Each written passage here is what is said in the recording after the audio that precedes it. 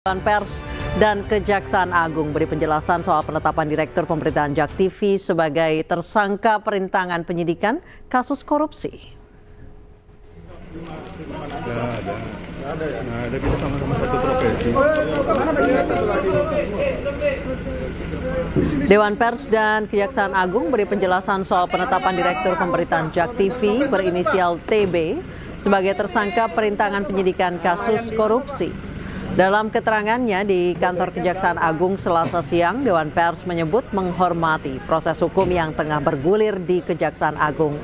Dewan Pers juga mengatakan pihaknya tidak ikut campur dalam proses penyidikan pidana yang menyeret Direktur Pemberitaan JAK TV tersebut. Meski demikian, Dewan Pers menegaskan bahwa urusan konten pemberitaan merupakan ranah Dewan Pers yang nantinya akan melakukan penilaian. Sementara itu, Kejaksaan Agung menyebut penetapan tersangka Direktur Pemberitaan JAK TV tidak terkait dengan konten pemberitaan, melainkan TB sebagai personal. Terkait penanganan perkara, kalau memang ada bukti-bukti yang cukup bahwa kasus tersebut terkait dengan tindak pidana, maka ini adalah kewenangan penuh dari Kejaksaan Agung untuk menindaklanjuti prosesnya. Dewan Pers tentu tidak ingin menjadi lembaga yang cawe-cawe terhadap proses hukum. Tetapi terkait dengan pemberitaan, untuk menilai apakah sebuah karya pemberitaan itu masuk kategori karya jurnalistik atau bukan, ini adalah kewenangan etik dan yang melakukan penilaian adalah Dewan Pers, sebagaimana yang ditunjuk di dalam Undang-Undang 40 tahun 99. Dan untuk ini, maka saya selaku Ketua Dewan Pers dan juga Pak Jaksa Agung disaksikan langsung oleh Pak Kapuspen dan anggota Dewan Pers sepakat untuk saling menghormati proses yang sedang dijalankan dan masing-masing menjalankan tugasnya sebagaimana mandat yang diberikan oleh undang-undang kepada kami. Pertama, bahwa perbuatan yang dipersangkakan kepada yang bersangkutan itu adalah perbuatan personal yang tidak terkait dengan media. Itu tegas. Dan yang kedua, bahwa yang dipersoalkan oleh kejaksaan bukan soal pemberitaan. Karena kita tidak anti kritik. Bahkan rekan-rekan media tahu bagaimana sejak saya menjadi Kapuspenkum di sini. Tetapi yang dipersoalkan adalah tindak pidana permupakatan jahatnya antar pihak-pihak ini, sehingga melakukan perintangan terhadap proses hukum yang sedang berjalan. Ada rekayasa di situ. Dan setelah mendapat penjelasan-penjelasan itu, tentu terkait dengan penegakan hukum, Dewan Pers sangat menghormati itu, dan kami juga menyampaikan kepada Dewan Pers bahwa terkait dengan proses etik dan penilaian terhadap karya jurnalistik, kami menghormati Dewan Pers akan melakukan itu.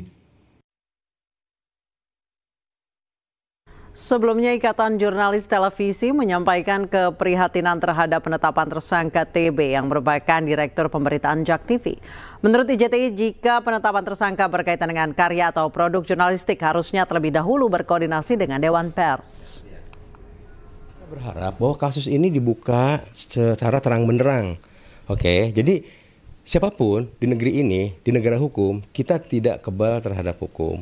Kalau misalnya bersalah, ya kemudian harus ikuti proses itu terbuka. Nah, itu juga untuk membuat publik percaya bahwa kalau misalnya jurnalis bersalah pun memang kemudian ada konsekuensi hukum yang harus dilakukan. Itu yang malah penting banget buat kami semua untuk tetap menjaga kepada publik bahwa kita juga betul-betul secara profesional menjaga kemerdekaan pers. Kalau ada hal yang kemudian harus diadukan, silakan diadukan. Di sini ada prosedurnya ke Dewan Pers misalnya. Karena bagaimanapun juga di situ disebut-sebut terkait dengan dalam beberapa pemberitaan kan disebutkan bahwa ini juga mengorkestrasi untuk berita negatif. Kan berita negatif itu seperti apa kita nggak tahu juga dalam konteks kasus ini gitu. Dan di mana menilai itu ada tempatnya di Dewan Pers. Karena mereka memiliki banyak ahli pers yang bisa menentukan, bisa memberikan masukan bahwa ini adalah produk jurnalistik yang buruk, yang tidak bermanfaat, yang kemudian harus ada konsekuensi hukum kemana, atau malah juga ini adalah mengandung fitnah, tudingan, niatnya buruk dan sebagainya, dan memang masuk ranah ke pidana. Itu harus ada pertimbangan-pertimbangan itu, sehingga masyarakat dan jurnalis akan terlindung. Kalau masyarakat akan terlindung supaya mereka tetap mendapatkan informasi-informasi yang berkualitas, bermanfaat, dan jurnalis juga tidak akan ada rasa takut menolakkan kritik dan sebagainya gitu.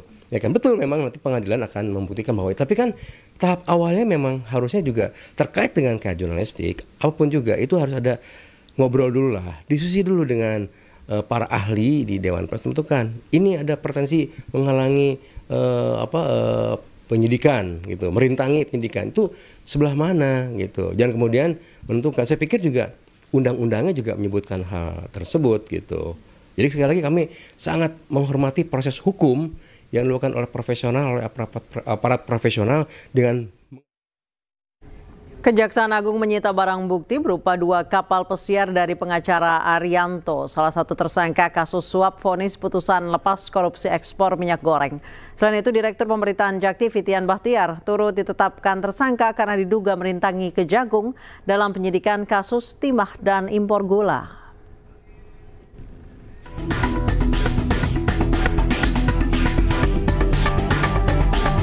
Selain 2 kapal pesiar, Kejagung juga menyita 3 unit mobil mewah dari tersangka Arianto.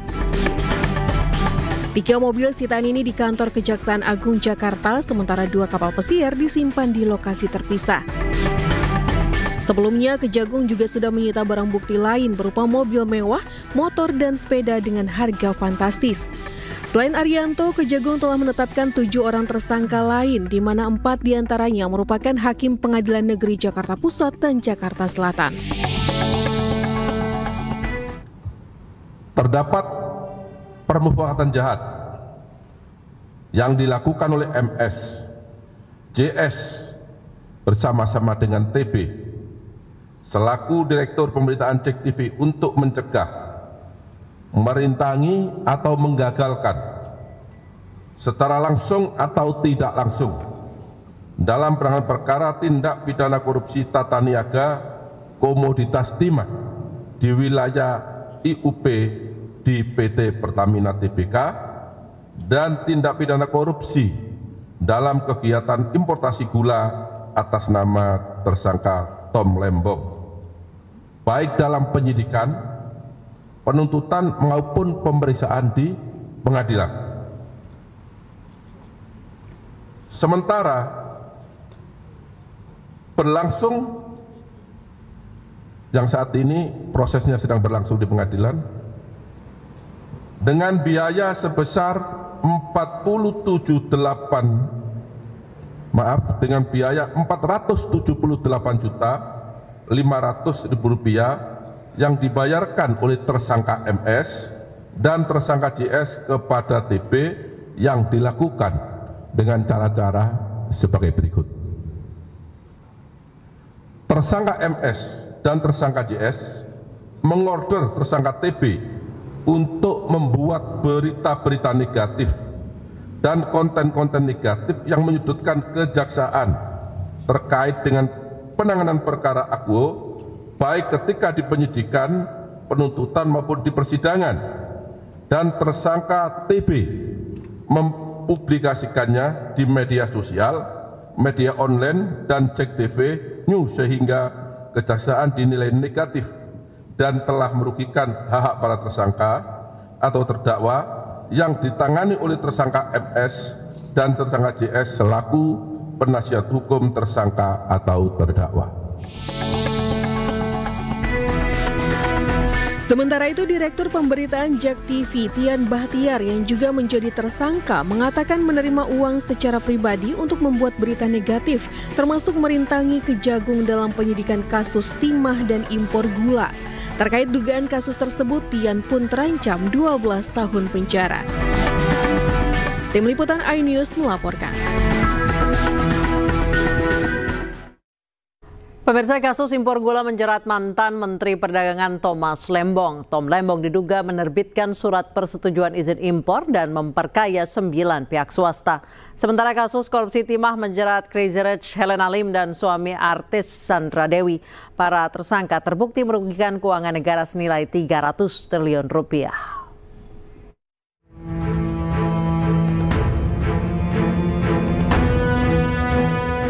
Mantan Menteri Perdagangan Thomas Dikasih Lembong terjerat dugaan korupsi impor gula pada tahun 2015-2016. Tom Lembong diduga melakukan perbuatan melawan hukum dengan menerbitkan surat persetujuan impor gula mentah pada tahun 2015 hingga 2016. Akibat keputusan itu, Tom Lembong dituduh telah memperkaya 9 pihak swasta dan merugikan negara. Total kerugian negara yang diakibatkan atas kasus ini adalah 578 miliar rupiah. Sidang kasus yang menjerat Tom Lembong masih bergulir. Terakhir, Jaksa Penuntut Umum membawa 8 orang saksi ke Pengadilan Tipikor untuk memperkuat bukti-bukti.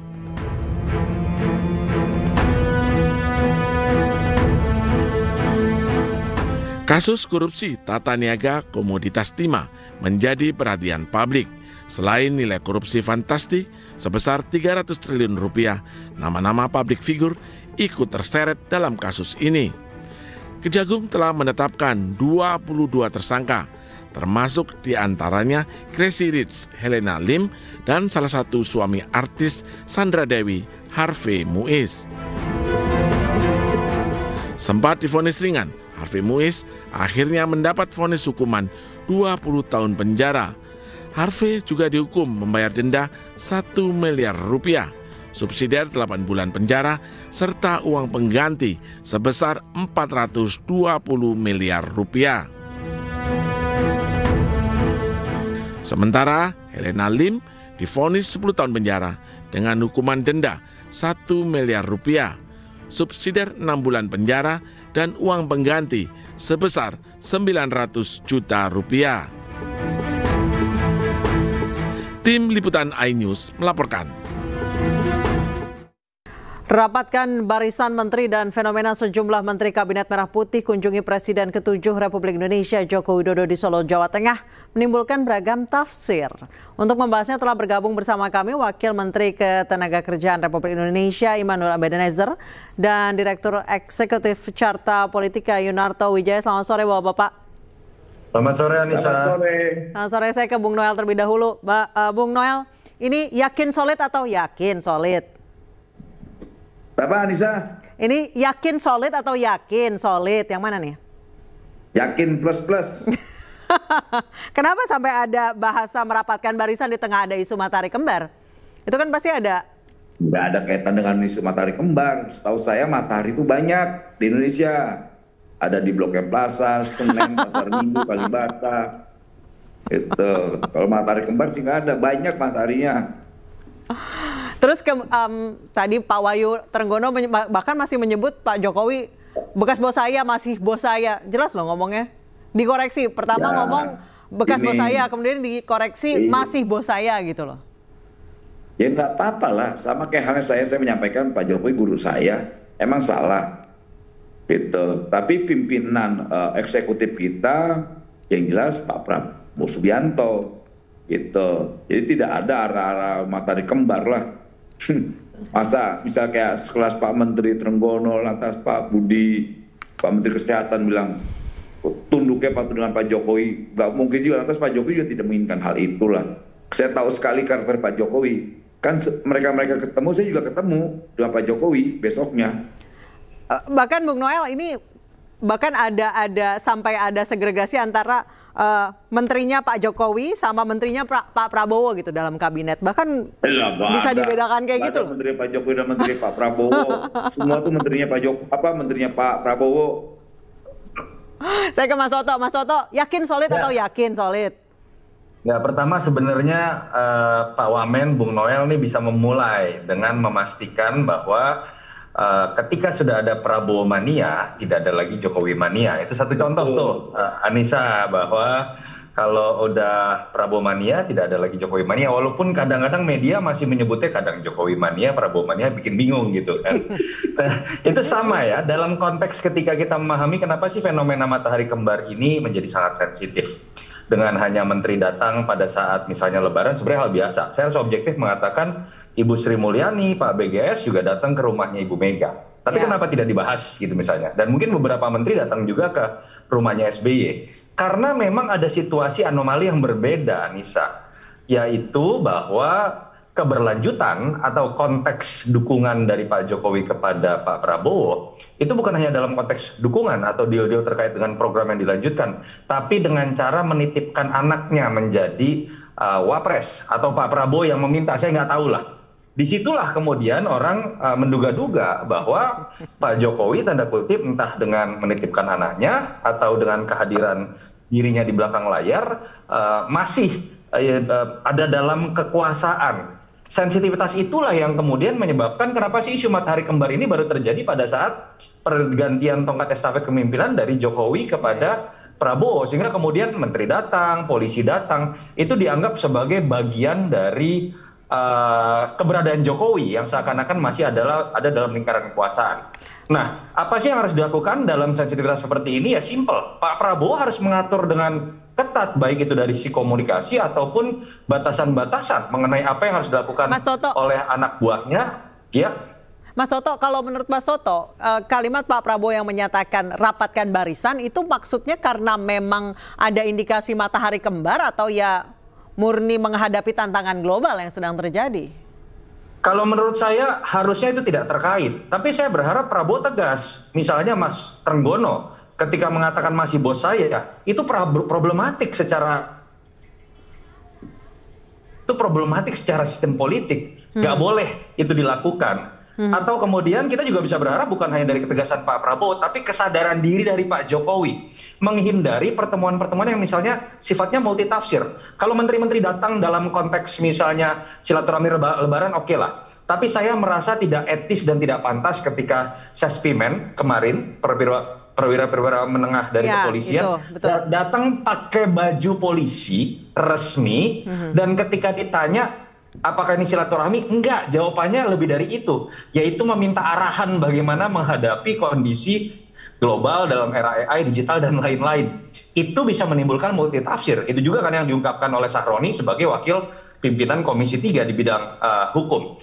Jadi itu yang menurut saya harus disadari, baik oleh Pak Prabowo ataupun Pak Jokowi, sensitivitasnya memang tinggi ketika ada situasi anomali bahwa pergantian estafet kekuasaan ini masih seakan-akan menempatkan Jokowi dengan keberadaan anaknya. Mas Toto, kalau misalnya dibilang Pak Jokowi lebih approachable dibandingkan Pak Prabowo, karena Pak Prabowo sekarang lagi sibuk untuk menghadapi tantangan global dengan lobby ke luar negeri.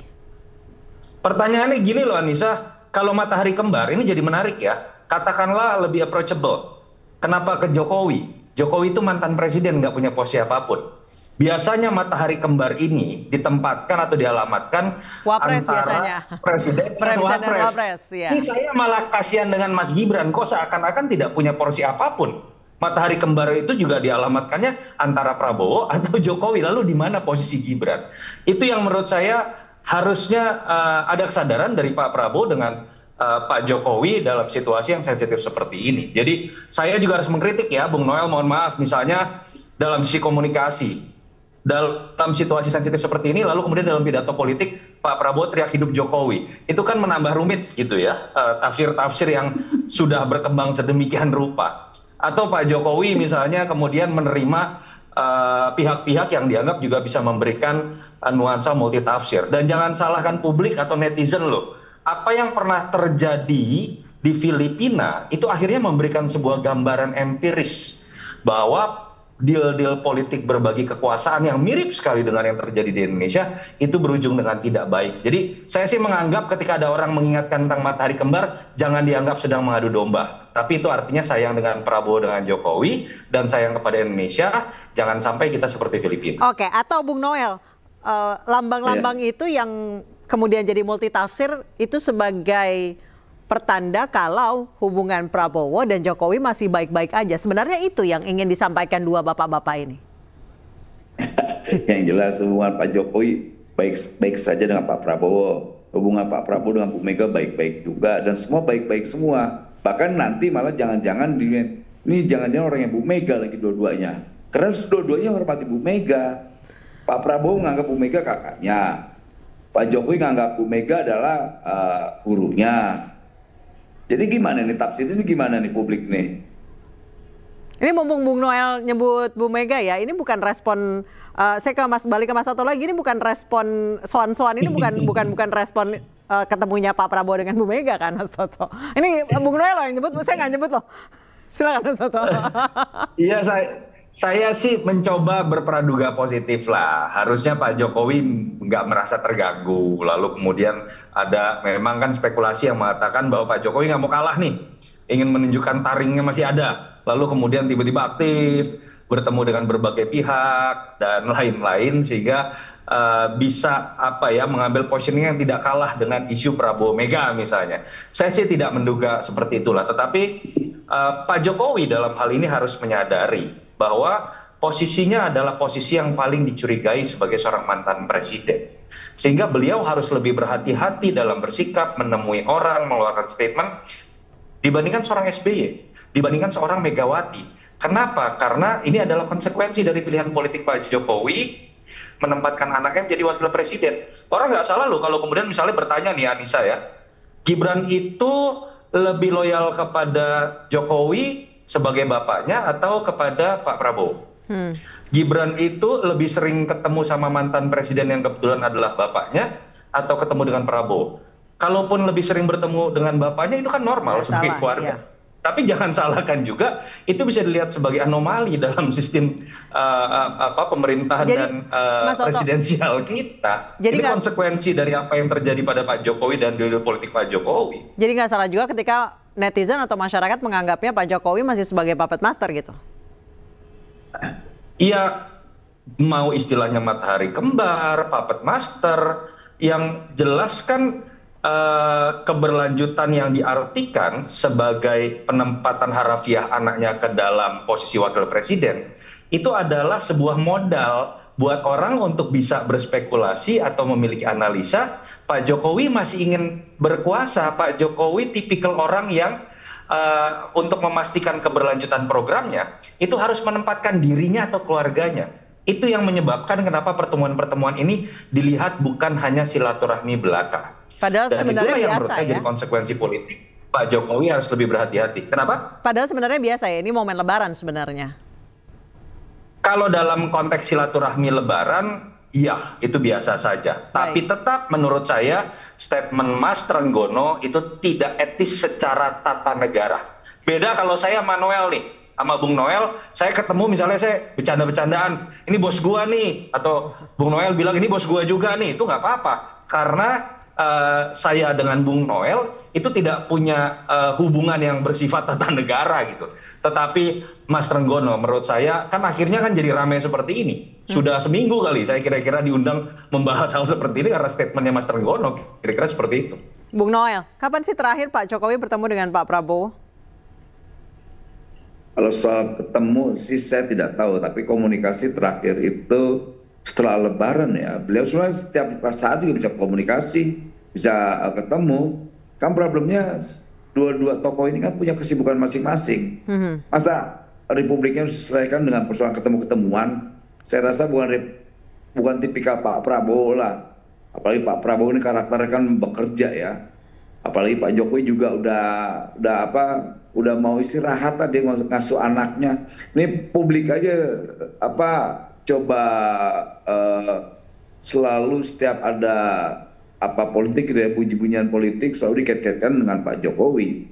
Ya, Pak Jokowi mah sebenarnya jujur ya menyampaikan ke saya dia merasa risih. Aduh Mas, udahlah. Apalagi waktu kalau saya sampaikan nggak enak lah ya. Ada yang sangat nggak mungkin saya sampaikan karena itu tidak etis. Tapi sekali lagi Pak Jokowi. Nggak apa-apa, sampaikan aja Bu. Ya nggak enak lah, saya kan nggak mungkin mau sampaikan apa yang disampaikan Pak Jokowi kalau nggak diizinkan.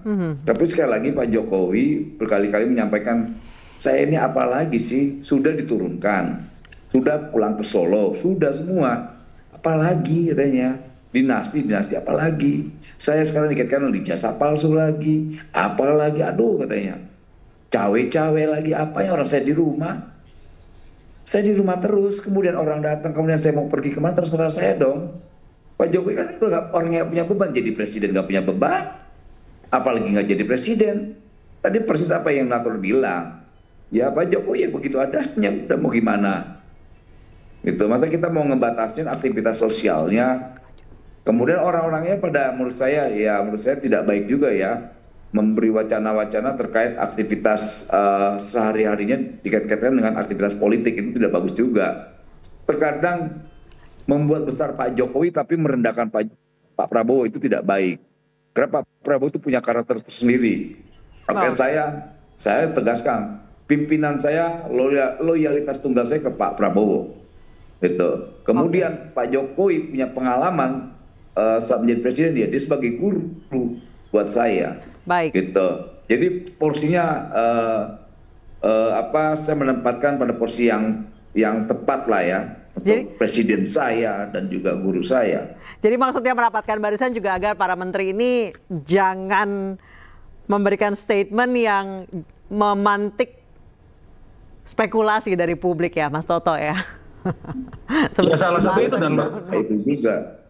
Ya saya sih berharap Pak Prabowo lebih tegas lah, terlepas apakah merapatkan barisan ini bisa kita artikan dalam kaitan dengan matahari kembar atau dalam konteks misalnya ada yang berspekulasi mengenai reshuffle. Tapi saya berharap Pak Prabowo punya ketegasan terhadap menteri-menterinya dikaitkan dengan isu-isu yang sensitif. Termasuk salah satunya adalah isu mengenai matahari kembar, mengenai kehati-hatian ketika bersilaturahmi dengan mantan presiden atau pejabat yang lain. Karena itu tadi, kita nggak bisa nyalahkan publik loh. Bukan publik yang membuat asap ini ada. Api itu dimulai dari peristiwa politik yang terjadi di 2024. Yang mungkin di dunia hanya pernah terjadi di Filipina dan di Indonesia. Yang kemudian di Filipina terbukti terjadilah matahari kembar. Bahkan matahari kembar ini berujung pada instabilitas politik, dipecatnya Wapres. Kita tidak ingin itu terjadi di Indonesia. Baik. Dan ingat, dan bagaimana kemudian upaya memperingatkan terkait matahari kembar, jangan dianggap mengadu domba. Itu adalah upaya untuk meluruskan keanomalian yang sudah ada. Baik, terima kasih Mas Toto, terima kasih Bung Noel telah bergabung bersama kami di News Sore. Baik, selamat sore. Om Noel, thank you. Anda kembali di News Sore, pemirsa. Satu korban baru melapor ke polisi terkait dugaan pelecehan seksual yang dilakukan dokter di Kota Malang. Korban mengalami trauma akibat dugaan pelecehan seksual yang terjadi pada tahun 2023.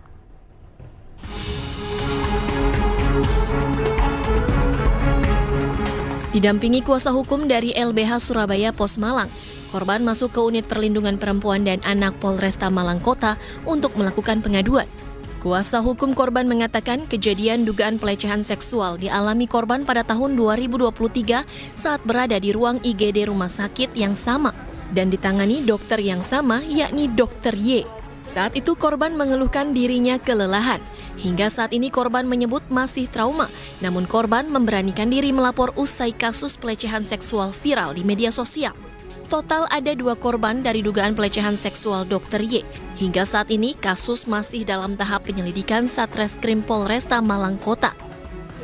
Jadi sementara dugaan yang dilakukan oleh terduga pelaku ini yang disampaikan oleh korban kepada kami bahwa korban ini mengalami pelecehan seksual fisik yang mana seharusnya sebagai dokter di situ dia bisa menjalankan SOP sesuai dengan standar rumah sakit, tetapi ketika menyentuh area-area keintiman dari korban itu sendiri, terduga pelaku ini tidak memberikan istilahnya permohonan maaf atau permohonan izin ya terlebih dahulu untuk memeriksa dalam area-area keintiman itu.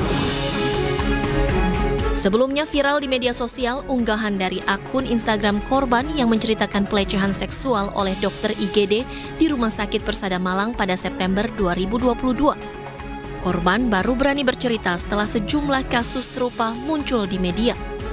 Dari Malang, Jawa Timur, Denny Irwansyah, iNews melaporkan. Polisi telah memeriksa 2 saksi terkait dokter dengan kasus dugaan pelecehan seksual di Kota Malang. Kedua saksi tersebut yakni teman korban dan pegawai Rumah Sakit Persada Kota Malang. Sebelumnya polisi juga sudah mendatangi rumah sakit untuk memeriksa kamar rawat inap korban dan rekaman CCTV. Terbaru bahwa kemarin Satreskrim melaksanakan pemeriksaan terhadap saksi AK. Saksi AK ini merupakan pegawai salah satu rumah sakit swasta yang ada di Kota Malang terkait dengan adanya pelaporan dugaan pelecehan yang dilakukan salah satu oknum dokter. Berapa saksi total hari sampai saat ini? Untuk sampai saat ini ada 2 saksi ya, 2 saksi. Yang satu teman korban, yang satu pegawai dari rumah sakit swasta. Kalau kami menentukan kapan, kami belum bisa menentukan gimana. Karena saat ini kami masih terus mengumpulkan barang bukti, terus melakukan pemeriksaan terhadap saksi-saksi yang melihat kejadian dugaan pelecehan yang ada di salah satu rumah sakit swasta tersebut. Sementara itu dari Garut, Jawa Barat, kepolisian hari ini menerima 3 laporan korban pelecehan seksual yang dilakukan oleh seorang oknum dokter gadungan. Korban pelecehan seksual kini berjumlah 5 orang.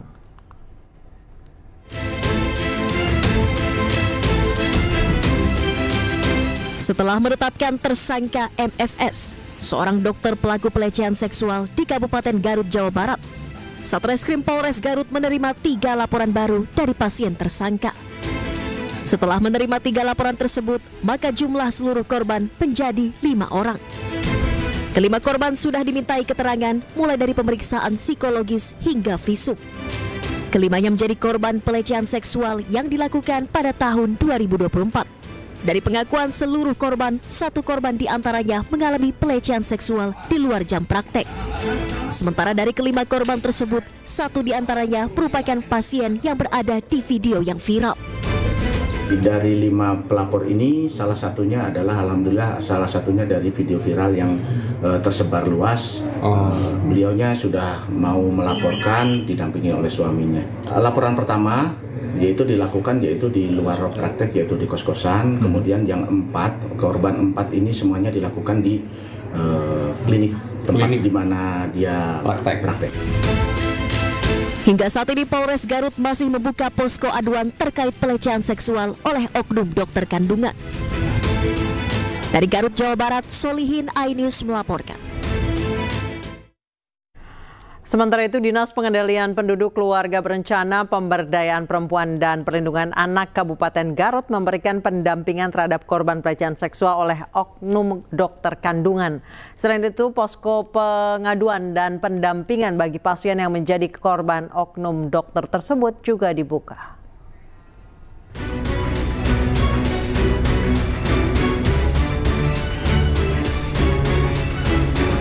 Pemerintah Kabupaten Garut, Jawa Barat melalui Dinas Pengendalian Penduduk Keluarga Berencana, Pemberdayaan Perempuan dan Perlindungan Anak tangani kasus dugaan pelecehan seksual oleh dokter berinisial MSF terhadap sejumlah pasien kandung.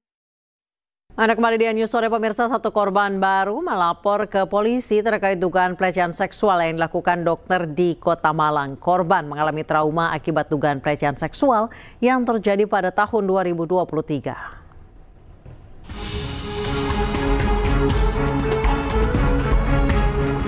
Didampingi kuasa hukum dari LBH Surabaya Pos Malang, korban masuk ke unit perlindungan perempuan dan anak Polresta Malang Kota untuk melakukan pengaduan. Kuasa hukum korban mengatakan kejadian dugaan pelecehan seksual dialami korban pada tahun 2023 saat berada di ruang IGD rumah sakit yang sama dan ditangani dokter yang sama, yakni Dr. Y. Saat itu korban mengeluhkan dirinya kelelahan. Hingga saat ini korban menyebut masih trauma, namun korban memberanikan diri melapor usai kasus pelecehan seksual viral di media sosial. Total ada 2 korban dari dugaan pelecehan seksual Dr. Y. Hingga saat ini kasus masih dalam tahap penyelidikan Satreskrim Polresta Malang Kota. Jadi sementara dugaan yang dilakukan oleh terduga pelaku ini yang disampaikan oleh korban kepada kami bahwa korban ini mengalami pelecehan seksual fisik yang mana seharusnya sebagai dokter di situ dia bisa menjalankan SOP sesuai dengan standar rumah sakit, tetapi ketika menyentuh area-area keintiman dari korban itu sendiri, terduga pelaku ini tidak memberikan istilahnya permohonan maaf atau permohonan izin ya terlebih dahulu untuk memeriksa dalam area-area keintiman itu. Sebelumnya viral di media sosial unggahan dari akun Instagram korban yang menceritakan pelecehan seksual oleh dokter IGD di Rumah Sakit Persada Malang pada September 2022. Korban baru berani bercerita setelah sejumlah kasus serupa muncul di media. Dari Malang, Jawa Timur, Denny Irwansyah, iNews melaporkan. Polisi telah memeriksa 2 saksi terkait dokter dengan kasus dugaan pelecehan seksual di Kota Malang. Kedua saksi tersebut yakni teman korban dan pegawai Rumah Sakit Persada Kota Malang. Sebelumnya polisi juga sudah mendatangi rumah sakit untuk memeriksa kamar rawat inap korban dan rekaman CCTV. Terbaru bahwa kemarin Satreskrim melaksanakan pemeriksaan terhadap saksi AK. Saksi AK ini merupakan pegawai salah satu rumah sakit swasta yang ada di Kota Malang terkait dengan adanya pelaporan dugaan pelecehan yang dilakukan salah satu oknum dokter. Berapa saksi total hari sampai saat ini? Untuk sampai saat ini ada 2 saksi ya, 2 saksi, yang satu teman korban, yang satu pegawai dari rumah sakit swasta. Kalau kami menentukan kapan, kami belum bisa menentukan gimana.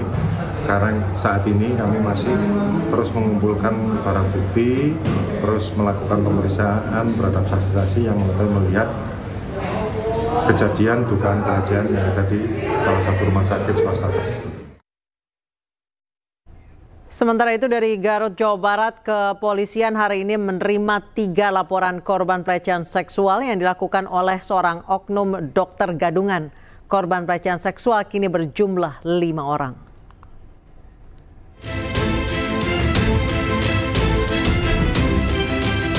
Setelah menetapkan tersangka MFS, seorang dokter pelaku pelecehan seksual di Kabupaten Garut, Jawa Barat, Satreskrim Polres Garut menerima 3 laporan baru dari pasien tersangka. Setelah menerima 3 laporan tersebut, maka jumlah seluruh korban menjadi 5 orang. Kelima korban sudah dimintai keterangan mulai dari pemeriksaan psikologis hingga visum. Kelimanya menjadi korban pelecehan seksual yang dilakukan pada tahun 2024. Dari pengakuan seluruh korban, 1 korban diantaranya mengalami pelecehan seksual di luar jam praktek. Sementara dari kelima korban tersebut, 1 diantaranya merupakan pasien yang berada di video yang viral. Dari 5 pelapor ini, salah satunya adalah alhamdulillah salah satunya dari video viral yang tersebar luas. Beliaunya sudah mau melaporkan didampingi oleh suaminya. Laporan pertama yaitu dilakukan yaitu di luar praktek, yaitu di kos-kosan. Kemudian yang 4 korban 4 ini semuanya dilakukan di klinik tempat di mana dia praktek. Hingga saat ini Polres Garut masih membuka posko aduan terkait pelecehan seksual oleh oknum dokter kandungan. Dari Garut, Jawa Barat, Solihin, iNews melaporkan. Sementara itu, Dinas Pengendalian Penduduk Keluarga Berencana, Pemberdayaan Perempuan dan Perlindungan Anak Kabupaten Garut memberikan pendampingan terhadap korban pelecehan seksual oleh oknum dokter kandungan. Selain itu, posko pengaduan dan pendampingan bagi pasien yang menjadi korban oknum dokter tersebut juga dibuka.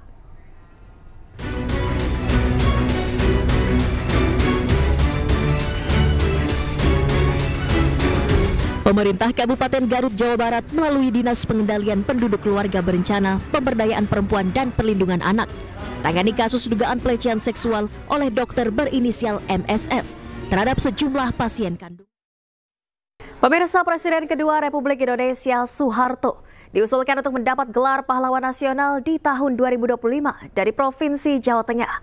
Menanggapi usulan tersebut, Putri Presiden Soeharto, Titik Soeharto mengaku diangkat atau tidak ayahnya sebagai pahlawan nasional, Soeharto akan tetap menjadi pahlawan bagi keluarga dan bagi banyak orang.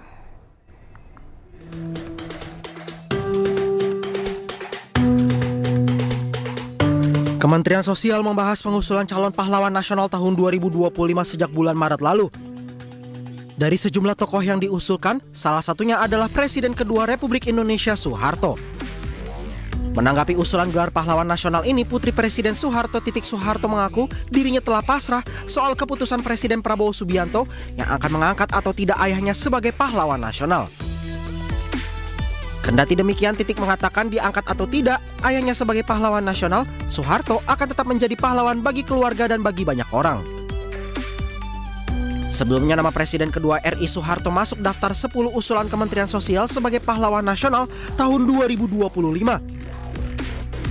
Soeharto diusulkan dari Provinsi Jawa Tengah. Selain Soeharto, nama lainnya yang diusulkan salah satunya Presiden keempat Republik Indonesia, Abdurrahman Wahid atau Gus Dur. Sementara itu, pemirsa, Istana menyebut tidak masalah terkait Presiden kedua RI Soeharto yang diusulkan menjadi pahlawan nasional. Menurut Istana, penghormatan bangsa bagi mantan presiden merupakan hal yang wajar. Begini ya, kalau berkenaan dengan masalah usulan ya, itu usulan dari Kementerian Sosial terhadap Presiden Soeharto, saya kira kalau kami merasa bahwa apa salahnya juga gitu. Menurut kami ya mantan presiden itu sudah sewajarnya untuk kita mendapatkan penghormatan dari bangsa dan negara kita. Jangan selalu melihat yang kurangnya kan, kita lihat prestasinya.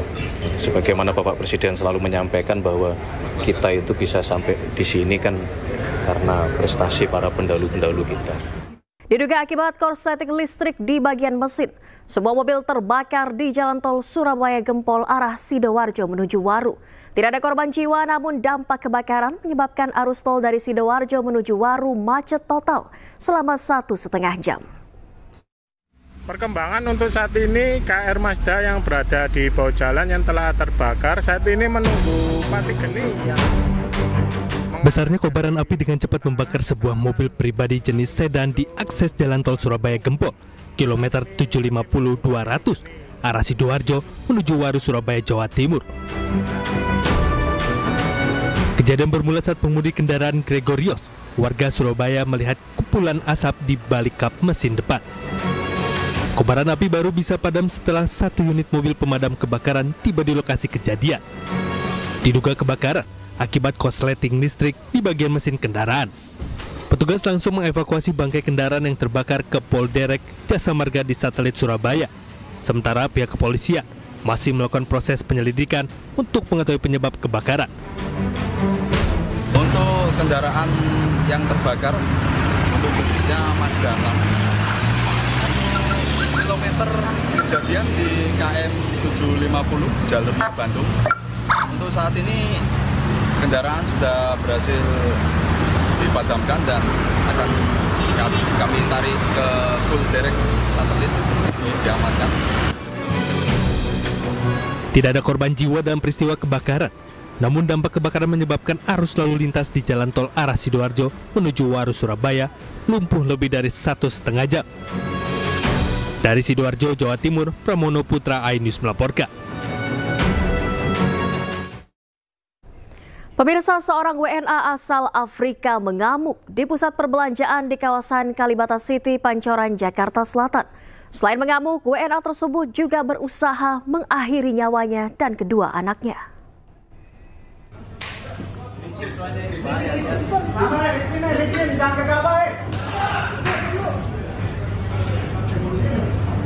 Hati-hati licin ya, jatuh ntar dia. Video amatir warga merekam aksi seorang WNA asal Afrika yang mengamuk di pusat perbelanjaan apartemen kawasan Kalibata, Pancoran, Jakarta Selatan.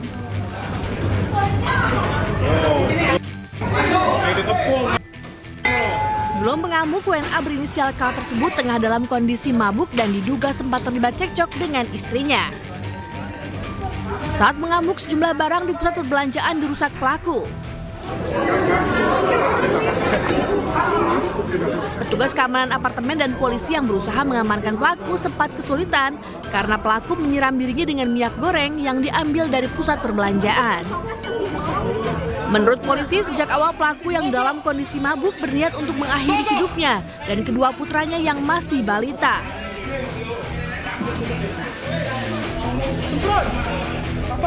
Informasinya pertama bersenjata tajam.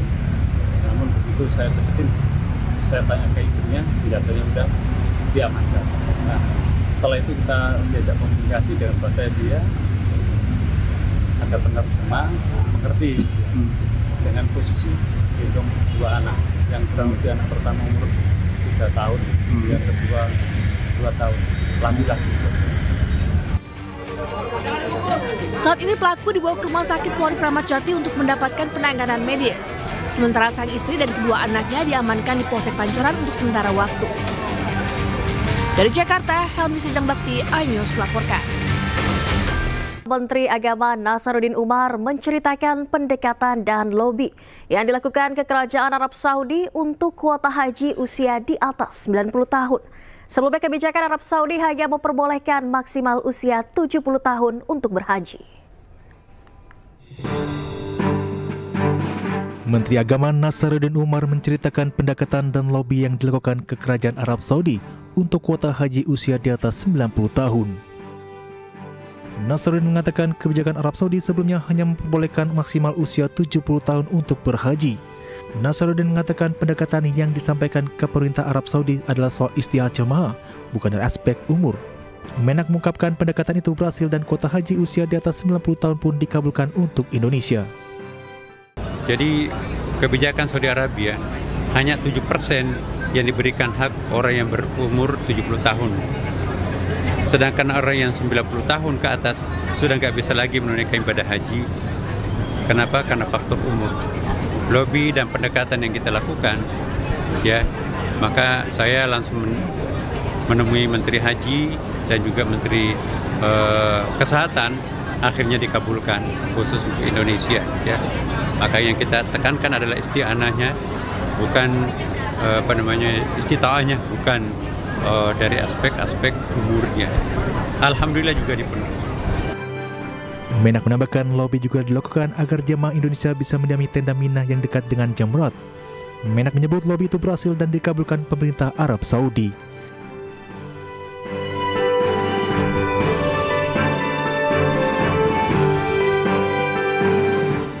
Badan Penyelenggara Jaminan Produk Halal dan BPOM mengumumkan 9 produk pangan mengandung unsur babi. Dari 9 produk, 7 diantaranya telah memiliki sertifikat halal.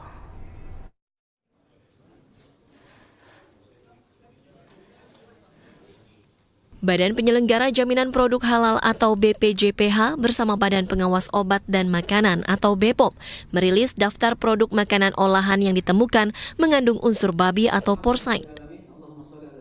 BPJPH menyebut temuan ini berdasarkan uji sampel secara acak yang dilakukan BPOM dan kemudian ditindaklanjuti oleh BPJPH.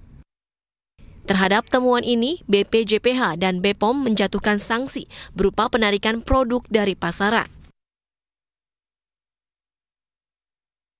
Terhadap produk yang tidak bersertifikat halal, BPOM memberikan sanksi berupa peringatan instruksi kepada pelaku usaha untuk menarik produk dari peredaran berdasarkan Undang-Undang Nomor 18 Tahun 2012 tentang pangan dan PP Nomor 69 Tahun 99 tentang label dan iklan pangan.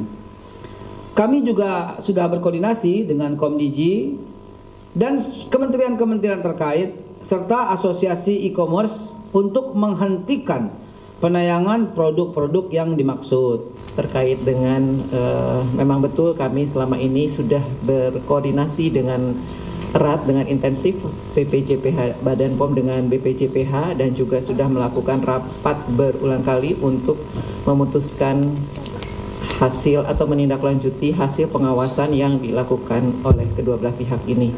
dan kemudian sampai pada kesimpulan untuk disampaikan kepada masyarakat. BPJPH dan BPOM juga mengimbau kepada masyarakat untuk selalu teliti dalam memilih produk yang beredar di pasaran. Dari Jakarta, Tim Liputan iNews melaporkan. Dan berikut pemirsa, 9 produk pangan olahan mengandung unsur babi, yang 7 diantaranya telah mengantongi sertifikat halal.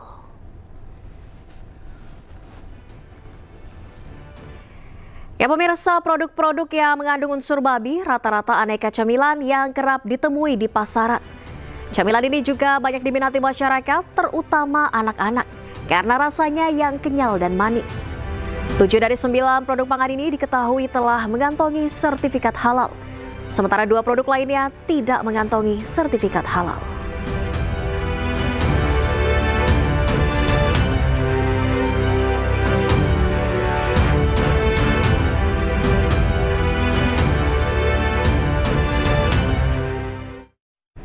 Dan kita akan bahas informasi ini selengkapnya pemirsa bersama dengan Kepala Badan Penyelenggara Jaminan Produk Halal, Haikal Hasan. Selamat petang, Babe Haikal. Selamat petang Nadia, dan terima kasih iNews TV. Baik, Babe, ini sejumlah makanan mengandung babi tersertifikasi halal. Saat ini pengusutannya seperti apa update-nya? Izin saya meluruskan dulu, makanan berlabel halal mengandung babi atau tersertifikasi halal tapi teridentifikasi begini. Produk di supermarket, di hypermarket, di Indomart, di Alfamart, di Family Mart, di berbagai macam, itu jumlahnya jutaan. Dan itu mereka bisa terbit karena ada sertifikasi halal dan telah melalui prosesnya.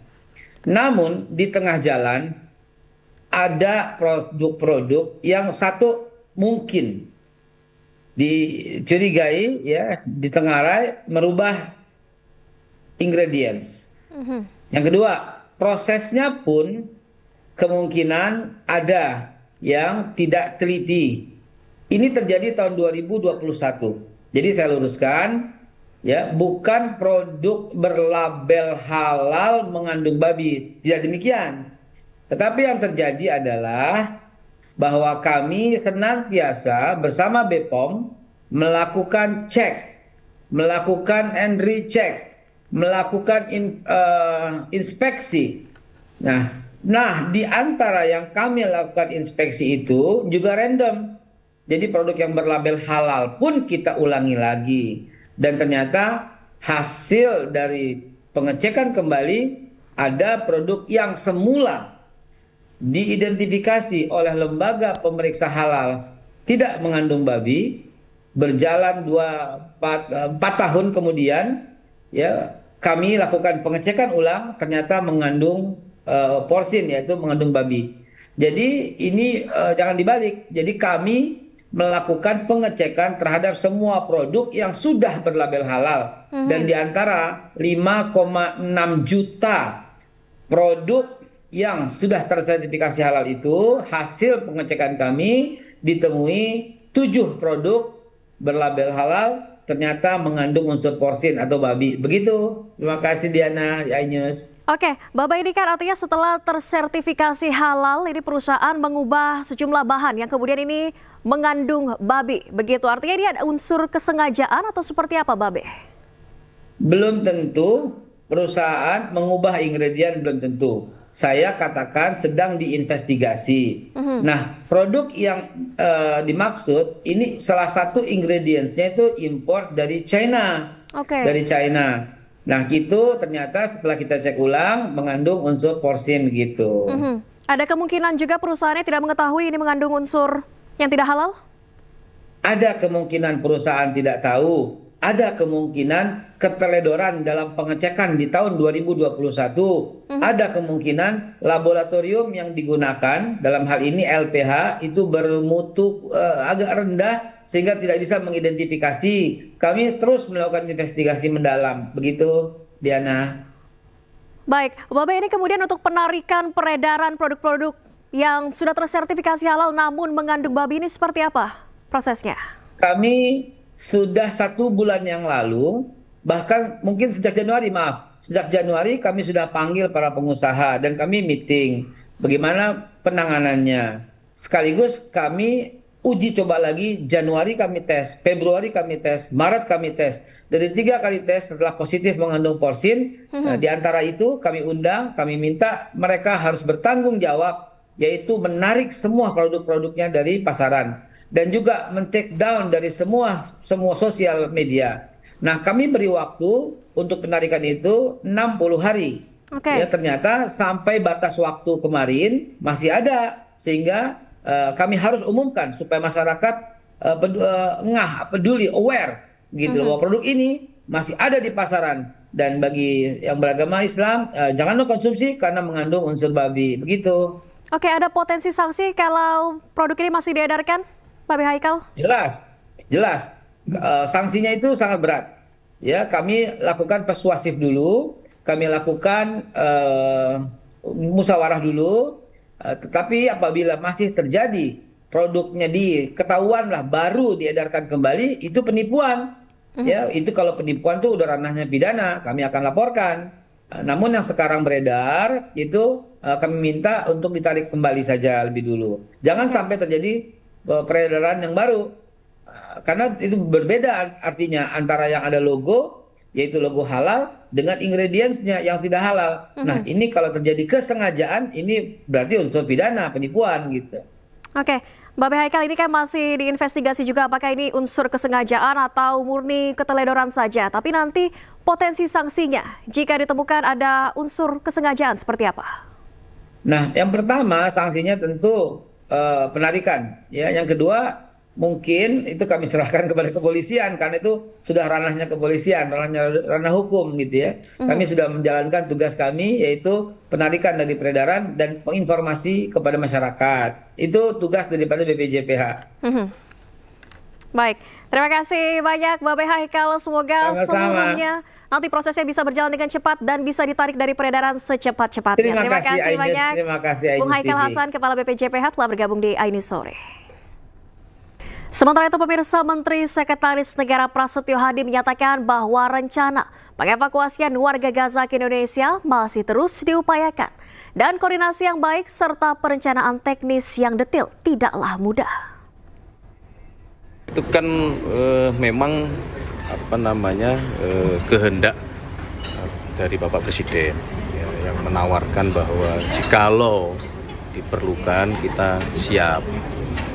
Nah, tapi tentunya secara teknis, kemarin kan beliau melakukan lawatan ke Timur Tengah itu juga dalam rangka berdiskusi mengenai hal tersebut. Dan apakah kemudian itu tawaran itu dianggap perlu, disetujui, kemudian secara teknis seperti apa kan tidak mudah. Tapi itu bagian dari kita, ya, pemerintah Republik Indonesia terus memberikan perhatian pada saudara-saudara kita di Gaza. Tapi kalau daerahnya sendiri di mana ya sih Pak? Daerahnya di mana ya sih Mas? Tergantung ya, tergantung. Jadi yang kemudian nanti mau direhabilitasi di tempat kita itu seperti apa kondisinya, itu kan kita sesuaikan dengan fasilitas yang kita miliki, baik tempat untuk tempat tinggal maupun dari sisi peralatan kesehatan.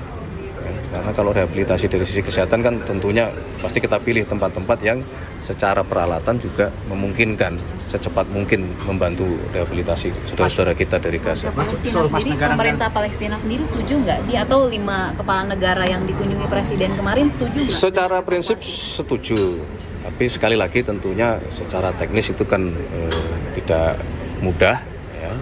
Maka dari itu beliau terus berkoordinasi bahwa Kementerian Luar Negeri, Bapak Menlu terus berkoordinasi apabila memang ini diterima ya, dan akan dilaksanakan supaya bisa. Presiden Prabowo meminta semua menterinya untuk merapatkan barisan. Istana Kepresidenan pun tekankan bahwa kabinet merah putih solid.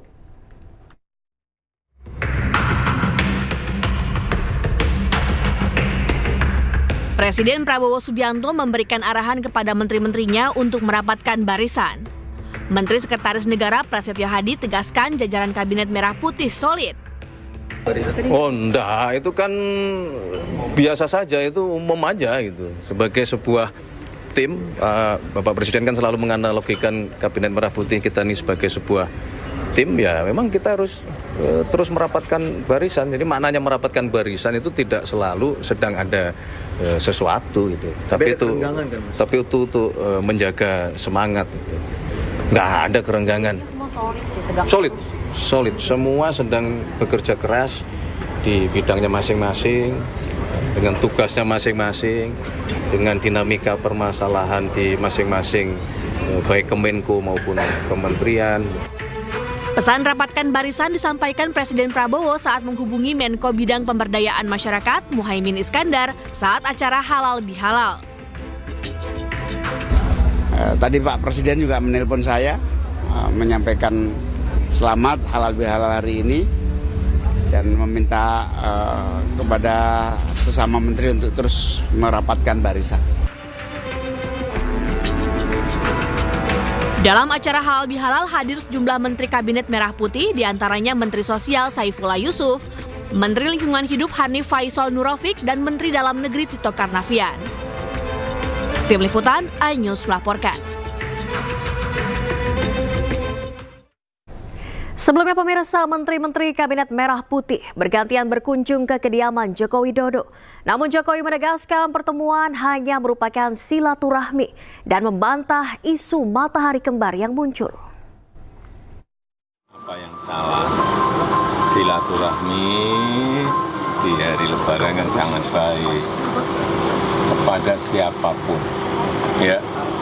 Kemudian mengenai matahari kembar, nggak ada yang namanya matahari kembar. Matahari itu hanya satu, yaitu Presiden Prabowo Subianto. Udah, jelas.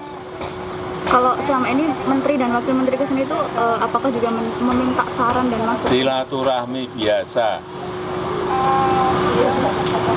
Dan itu baik. Silaturahmi itu.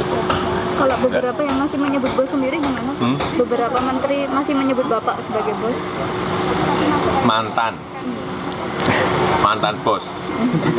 Tapi sudah silaturahmi dengan Pak Prabowo ya Pak ya? Oh sudah, hari Lebaran hari pertama itu video call. Gak lama dengan beliau. Dengan Pak Ma'ruf juga nih Pak? Pak Ma'ruf juga, Pak Presiden Prabowo juga. Ya deh, matur nuwun Pak. Ada rencana untuk tatap muka Pak? Tatap muka.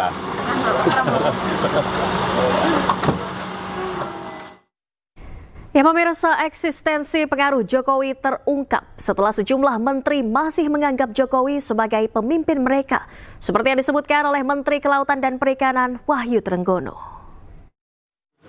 Silaturahim sama bekas bos saya, sekarang masih bos saya. Apa aja Pak yang diobrolin Pak? Ya kesehatan dan sebagainya, saya sehat, beliau sehat, dan minta arahan-arahan, banyak sekali saya harus belajar juga. Apa aja Pak arahannya Pak? Ya arahan untuk kemajuan dalam memimpin KKP. Makasih ya Pak. Kedubes Vatikan di Jakarta dibuka untuk masyarakat umum yang ingin berdoa dan memberikan ucapan duka cita atas meninggalnya Paus Fransiskus. Tak hanya masyarakat, Menteri Agama dan Ketua MPR RI juga hadir langsung ke Kedubes untuk berbela sungkawa.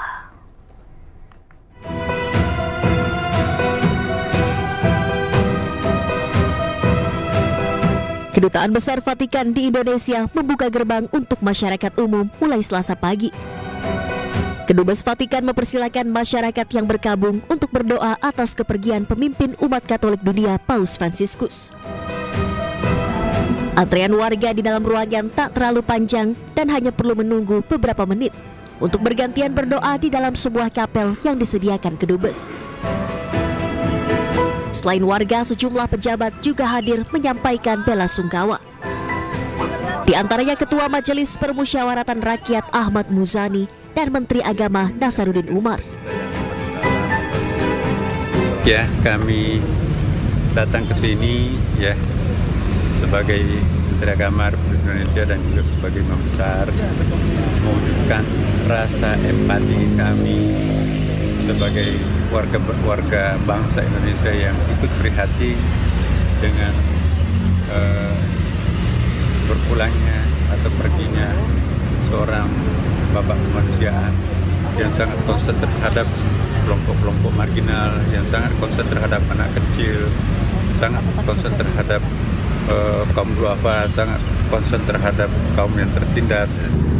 Tentu saja kami ingin berbelasungkawa dan mudah-mudahan umat Katolik di seluruh dunia, terutama yang ada di Indonesia, akan segera mendapatkan pemimpin baru sebagai pengganti dari Paus Fransiskus.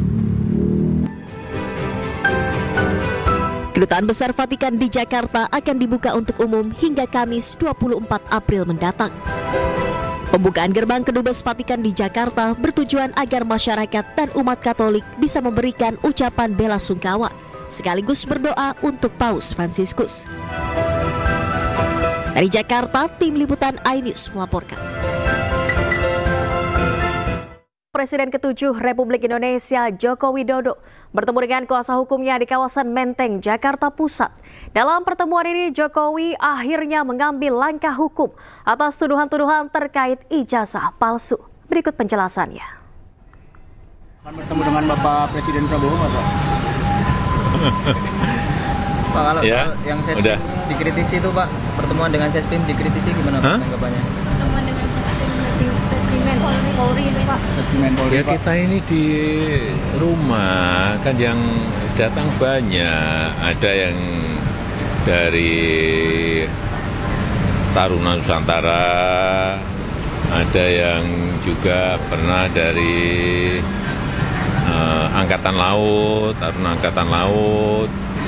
Kemarin yang dari kepolisian ada dari Sespim, datang menanyakan mengenai yang berkaitan dengan leadership, ada yang berkaitan dengan ya urusan-urusan sebetulnya nanti ke depan akan seperti apa. Saya sampaikan yang saya tahu, yang saya nggak tahu nggak mungkin nggak saya sampaikan. Matahari kembar karena ada banyak kunjungan itu. Kan sudah saya sampaikan bolak-balik, tidak ada matahari kembar.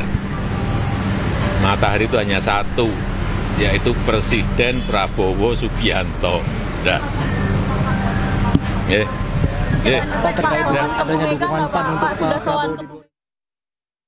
Sementara itu, menurut kuasa hukum Joko Widodo Yakub Hasibuan, Joko Widodo belum memberikan instruksi secara langsung kapan akan melayangkan langkah hukum meski nama-nama calon terlapor sudah diberikan kepada Joko Widodo. Ya, tentunya tadi kami berdiskusi banyak mengenai fakta-fakta dan tentunya analisis dan tinjauan-tinjauan hukum yang telah kami lakukan selama ini. Kami juga memberikan beberapa bukti-bukti yang sudah kami kumpulkan kepada Bapak Jokowi untuk Bapak Jokowi tentunya pertimbangkan. Karena bagaimanapun Bapak Jokowi lah yang dapat membuat keputusan akhir apakah tetap ingin mengambil langkah hukum atau tidak. Tapi kami tentunya sebagai kuasa hukum sudah memberikan semua nasihat-nasihat hukum dari sisi yuridisnya seperti apa untuk nanti akan dipertimbangkan oleh Pak Jokowi. Kalau kami dari kuasa hukum sudah melengkapi semua bukti-bukti dan dokumen yang ada, Mbak. Tapi kembali lagi tentunya ini masih dalam pertimbangan Bapak seperti apa, Pak Jokowi. Namun kalau dari sisi persiapan kami sudah sangat siap untuk melaksanakan. Ya, jadi sementara ini memang sudah ada 4 orang yang kami lengkapi semua dokumen dan bukti-buktinya. Kapan dugaan tindak pidana dilakukan, di mana dugaan tindak pidana dilakukan, dengan metode apa dugaan tindak pidana dilakukan, dan sebagainya. Namun untuk nama-nama tersebut belum dapat kami sampaikan sekarang. Tentunya ini masih menunggu kembali lagi konfirmasi akhir dari Pak Jokowi seperti apa. Namun jika nanti kami dapat arahan dari Bapak untuk melanjutkan langkah hukum ini, tentunya kami akan sampaikan. Ya, tentunya kan beliau adalah seorang negarawan ya, Mbak. Bisa kalau kita bisa mengerti, mungkin dari 2 tahun lalu beliau merupakan presiden.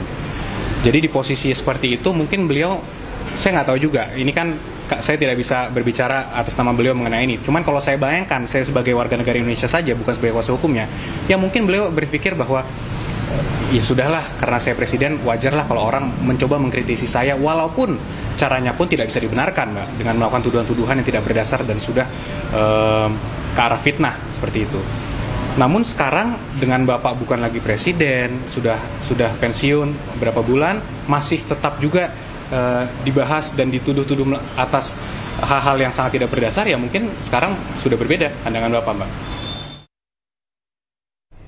Sebelumnya pemirsa, puluhan orang mendatangi kediaman Presiden ke-7 Indonesia Joko Widodo di Solo, Jawa Tengah. Kedatangan massa untuk mempertanyakan keaslian ijazah mantan orang nomor 1 Indonesia tersebut.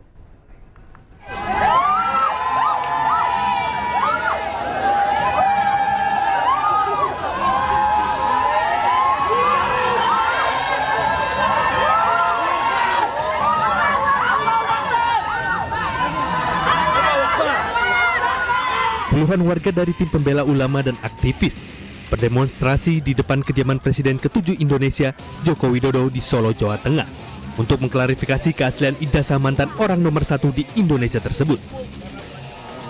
Massa sempat bertahan di depan pintu masuk kediaman Joko Widodo meski berbarengan dengan ratusan orang yang sedang antre untuk berfoto bersama Joko Widodo. Joko Widodo pun memberi kesempatan kepada perwakilan pendemo untuk berdialog di dalam rumahnya. Namun perwakilan pendemo menyebut tidak mendapatkan jawaban yang memuaskan.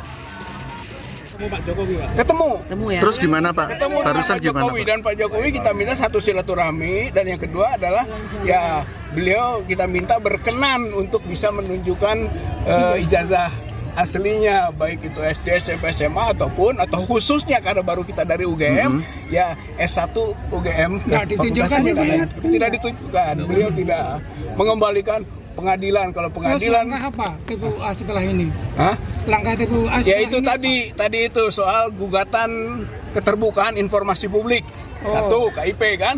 Jadi diminta nantinya dibuka dong. Sebenarnya yang kita butuhkan rakyat atau masyarakat ini adalah bagaimana sebenarnya masa 10 tahun gitu kan menjabat sebagai presiden tidak bisa sesuatu tadi juga keluar tuh ini sederhana loh. Ya itu sederhana gitu, seandainya dikeluarkan saja kepada masyarakat ini loh gitu kan ijazah asli saya, selesai. Nanti soal pengujian atau verifikasi itu urusan yang lain gitu kan, sebetulnya itu.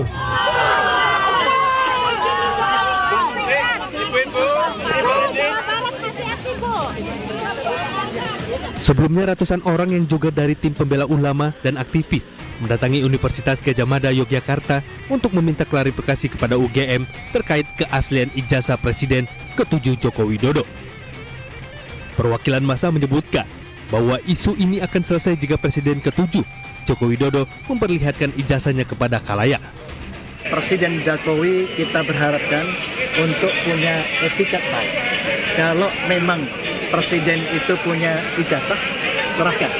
Saya meyakini kalau itu diserahkan selesai masalahnya.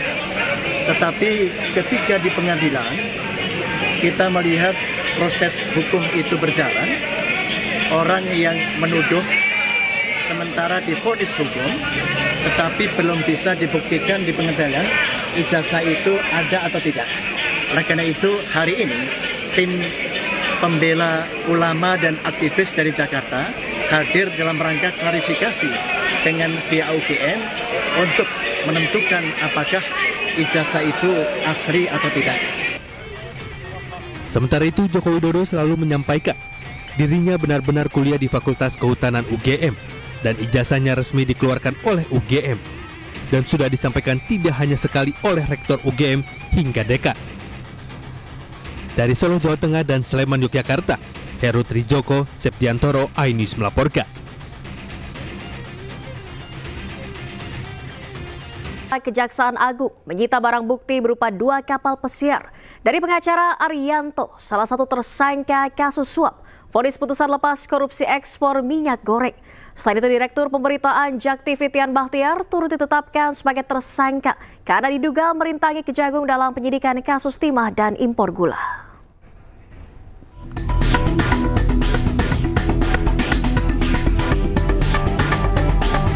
Selain 2 kapal pesiar, Kejagung juga menyita 3 unit mobil mewah dari tersangka Arianto. 3 mobil sitaan ini di kantor Kejaksaan Agung Jakarta, sementara 2 kapal pesiar disimpan di lokasi terpisah. Sebelumnya, Kejagung juga sudah menyita barang bukti lain berupa mobil mewah, motor, dan sepeda dengan harga fantastis. Selain Arianto, Kejagung telah menetapkan 7 orang tersangka lain, di mana 4 diantaranya merupakan Hakim Pengadilan Negeri Jakarta Pusat dan Jakarta Selatan.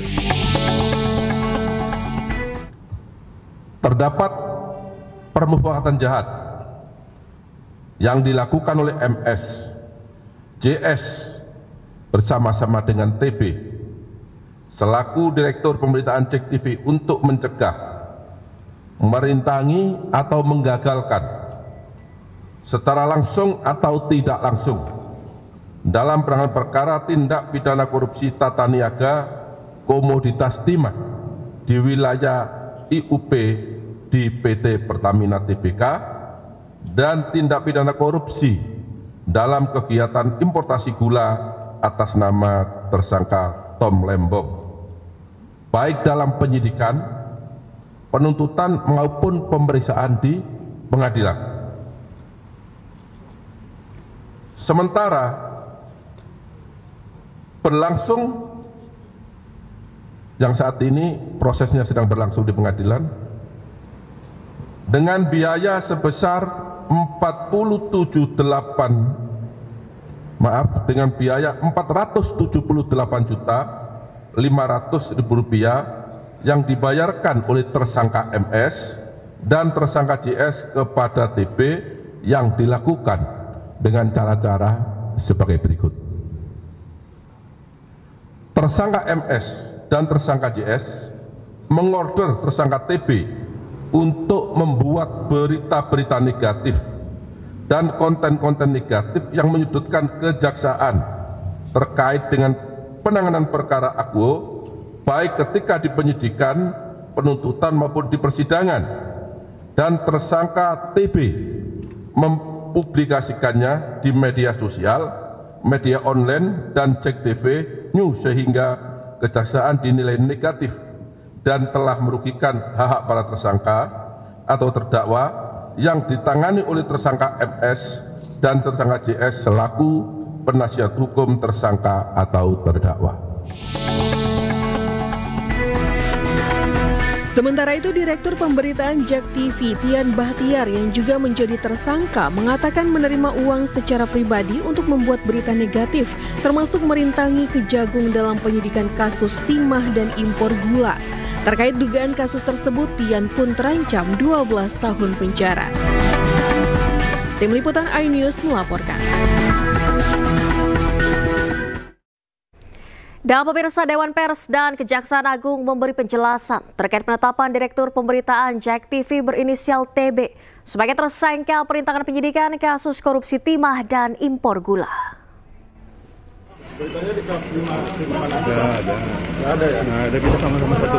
Dalam keterangannya di kantor Kejaksaan Agung Selasa siang, Dewan Pers menyebut menghormati proses hukum yang tengah bergulir di Kejaksaan Agung.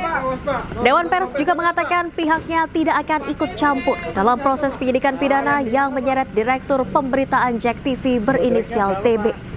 Meski demikian, Dewan Pers menegaskan bahwa urusan konten pemberitaan merupakan ranah Dewan Pers yang nantinya akan melakukan penilaian.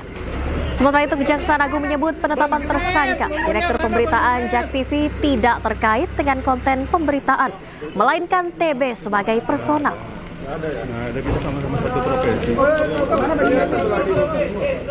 Terkait penanganan perkara, kalau memang ada bukti-bukti yang cukup bahwa kasus tersebut terkait dengan tindak pidana, maka ini adalah kewenangan penuh dari Kejaksaan Agung untuk menindaklanjuti prosesnya. Dewan Pers tentu tidak ingin menjadi lembaga yang cawe-cawe terhadap proses hukum.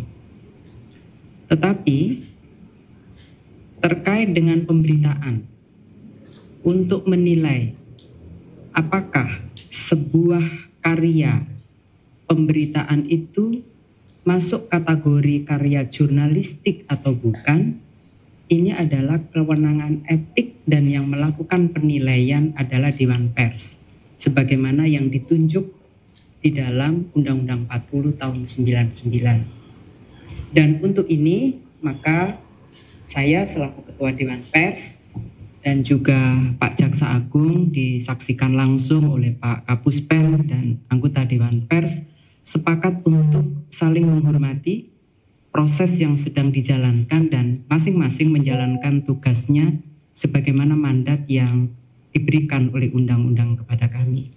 Yang pertama, bahwa perbuatan yang dipersangkakan kepada yang bersangkutan itu adalah perbuatan personal yang tidak terkait dengan media. Itu tegas. Dan yang kedua, bahwa yang dipersoalkan oleh kejaksaan bukan soal pemberitaan, karena kita tidak anti kritik. Bahkan rekan-rekan media tahu bagaimana sejak saya menjadi Kapuspenkum di sini. Tetapi yang dipersoalkan adalah tindak pidana permupakatan jahatnya antar pihak-pihak ini, sehingga melakukan perintangan terhadap proses hukum yang sedang berjalan. Ada rekayasa di situ. Dan setelah mendapat penjelasan-penjelasan itu, tentu terkait dengan penegakan hukum, Dewan Pers sangat menghormati itu, dan kami juga menyampaikan kepada Dewan Pers bahwa terkait dengan proses etik dan penilaian terhadap karya jurnalistik, kami menghormati Dewan Pers akan melakukan itu.